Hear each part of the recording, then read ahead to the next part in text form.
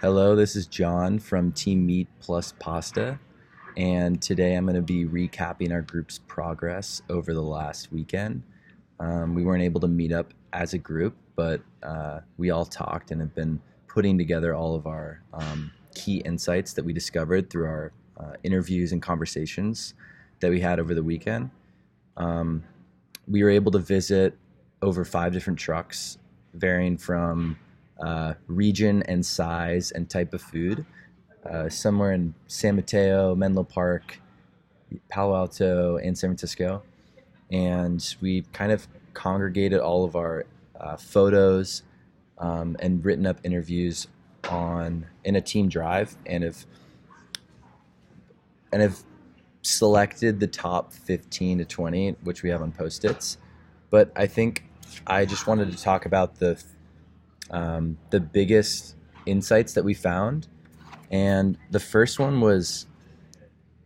across different trucks. This was a problem that came up over and over again, was the thing that there's a language barrier that often occurs between employees and the people trying to order food, which can lead to problems because sometimes people try to order one thing and then they say that their order is interpreted in the wrong way, or there's maybe ambiguous wording on the menu and they try to ask and the person in charge doesn't understand how to respond to their question. And then it just makes the transaction process more difficult, and it leads to customers feeling like they weren't listened to, or they get frustrated because they feel like their time's being wasted or it's not valued. So that was one thing that we saw over and over again that we thought needed to be fixed, or it was a potential problem. And another thing that we realized is that most of these food trucks have relationships with delivery services and different apps. So figuring out maybe more about what those relationships are like